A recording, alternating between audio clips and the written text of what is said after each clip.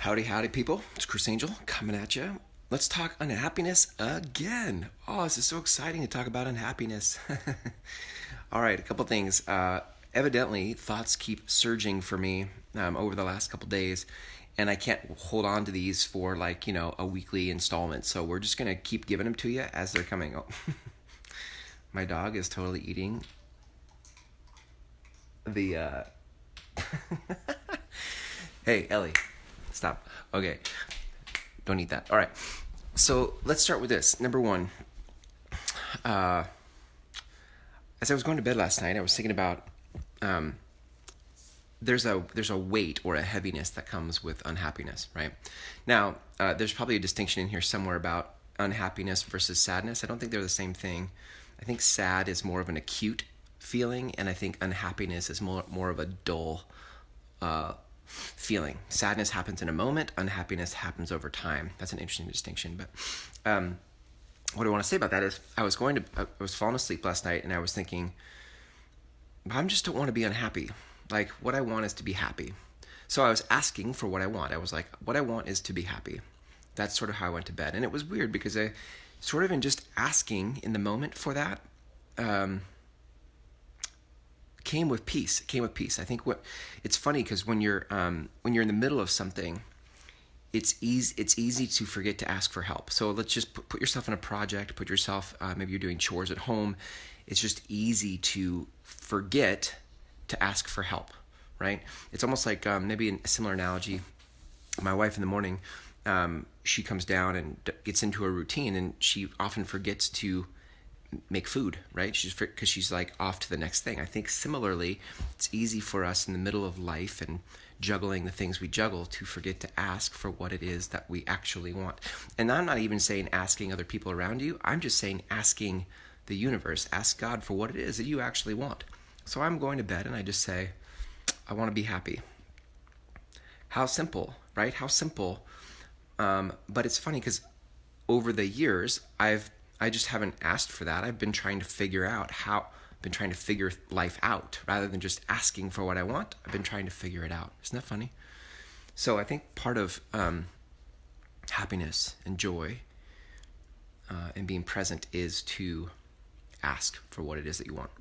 Okay, that is one lesson that I'm seeing. By the way, I woke up this morning after having asked that going to bed last night. I woke up this morning and things just seemed a little brighter. Right? Now, it's not like it wasn't a Scrooge moment where I went to bed miserly and I woke up wanting to give people turkeys, right? But it was a moment of just waking up being like, oh, things feel lighter. Okay, that being said, here's the next thing that I'm noticing. In your unhappiness, in my unhappiness, people, when you start to share that with the world, people will want to fix it for you. People want to come alongside of you and say, oh, well, how can I help you? What can I do for you? For some reason, it made me think of Lord of the Rings. So I like that series of that 3-part movie series. And it reminded me of like Frodo carrying the ring. Nobody could carry that for him. That was his burden to carry. You and your emotions, your unhappiness, me, my emotions, my unhappiness is my burden to carry, and no one can carry that for you. You can't outsource the healing of your unhappiness, right? You can't medicate it, by the way. So even outsourcing to things like activities or different things that you would try to do to medicate your own unhappiness, that is your burden to carry, and only you can carry it, and you must carry it. If what you want is happiness, if what you want is joy, if what you want, here, look, guys, here's the thing. Many of us, I'm just going to keep throwing movie references at you. Many of us, like in The Matrix, live in a place of just being unconscious. We're just unconscious. So we go about life. We punch a clock, we do the thing. But once you see the other side, once you peek through and see how it is, once you get a glimpse of what's really going on in your life, I think this is the path to wisdom, gang, is you have to go through seeing life. You can't be unconscious and gain wisdom. Once you see to the other side, now it's yours to carry. Now You see what must be done. Now you're present to the emotions that you were unconscious to before. And so once you're conscious, once you're awake to those feelings, the only way to get to peace, the only way to reconcile your life and your emotions to the life you want and the emotions you want is to carry it all the way. So what does that mean? Well, for me, like I said in my previous two videos, once I noticed unhappiness, it was just about, I'm just observing. I'm in a space of observing the unhappiness, and I can't give it to anybody else. Nobody else can fix that for me. So what there is to do is to simply keep watching and asking about it, like what's happening in the moment of the unhappiness, what's causing the unhappiness. And there's this interesting thing, because this is why people want to try to fix it for you, because they get activated or triggered. But whenever you share your unhappiness, they get triggered by that because it triggers their own unhappiness. And so what's interesting is when you can just observe it, it creates a detachment from the emotion of it. Does that make sense?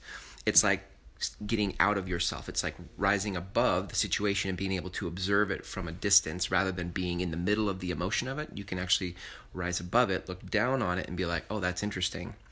And that's where I think you can actually get the fortitude, get the courage, get the willingness to go the distance with that emotion, is because you're not suffering every day you have it, because you're able to actually step out of it and look at it. Okay, too many of us, in our unhappiness, or substitute whatever word you want to substitute there, have a lot of emotional attachment to that unhappiness, right? But if you can just look at it and be like, isn't that interesting that I'm unhappy? Let me look at that for a bit. It takes the emotional sting out of that moment. So I'm noticing that, and I'm noticing that as people come alongside of me and say, hey, I saw your unhappiness post. You seem really sad. I want to help you with that. Like, thank you.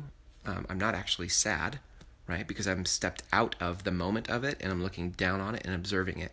Doesn't mean that I'm not unhappy. It just means that the sting of the emotion of that isn't there. And it is mine to carry. Like Frodo carried the ring all the way to the mountain, right? Like, it is mine. It is mine to carry because watch this, because it's my lesson. It's my lesson. This is life giving me the lesson. You can't learn the lesson for me. Only I can learn the lesson for me.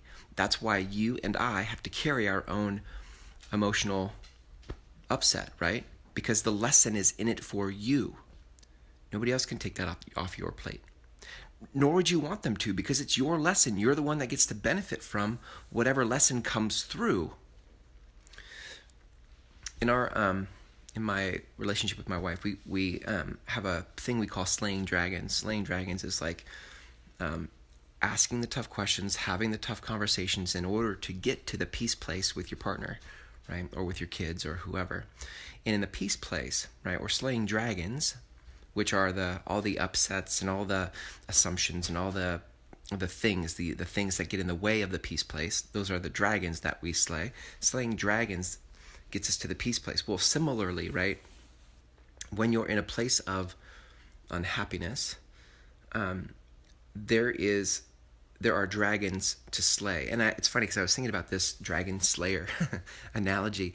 And it's actually not like, it's not that you actually kill off the dragon. It's that you actually tame it. It's that you domesticate it. It's that you make peace with it so that it turns from an enemy to an advocate, right? Like your fears turn unhappiness. Let's just put it in context. Unhappiness turns from a dragon, like an untamed enemy, to actually an advocate, right? Your unhappiness can be a resource for you and give you access to lessons, and you can make peace with your unhappiness, right?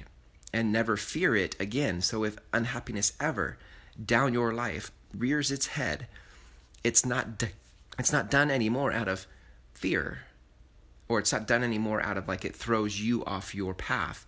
You just get to say, hello, my old friend. Hello, unhappiness, my old friend. Because you're familiar with, because you carried it all the way, you went the distance with the unhappiness and got to the peace place of it and learned the lesson from it. Now unhappiness has no hold on you. It has no power over you. And that is the power of going the distance with your emotion, your feeling, your discomfort, right? And that's why I'm interested in documenting this path of my own unhappiness for me, for you, and for the future, right? Like, part of me sharing this is that I get to tell you what I'm noticing, and that, capturing that, solidifies the lesson for me, right? A lot of you guys out there are learning lessons life is teaching you every day, and you're not sharing that. And it's not so much that not sharing it is like hurting your fan base or your engagement on social media. It's that you could be solidifying the lessons a lot more if you shared with the world what it is you're learning. That would benefit you, right?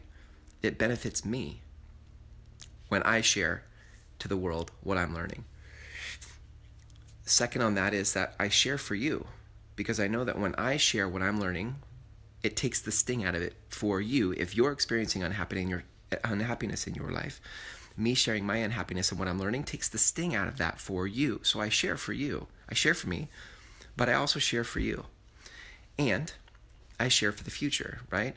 There's something about when you can capture what you're learning from life in the moment, that can be shared through generations. So if my kids ever get to a space of unhappiness, we can come back and dissect that time in Dad's life when he was unhappy and what did he see? What did he notice? So I share for me. I also share for you, and I also share for the future, right? And that's the power of capturing these beautiful moments that life teaches you. Sometimes life teaches us stuff and we don't capture it soon enough. And then we come back later in life trying to write the book about what happened, and it's fuzzier, it's foggier. We can't quite remember what it felt like in the moment. And there's power in capturing what's happening in your life in the moment and sharing that out with the world. So I think, gang, that did it. I think that got everything out of what my latest lessons of unhappiness are. And they seem to be flowing pretty quick and easy these days. So I'm sure I'll be popping in here later this week or next week with more of what I'm learning from unhappiness. But as always, if there's if you have questions about my unhappiness, or if you're feeling like you're in a space and you want perspective, right?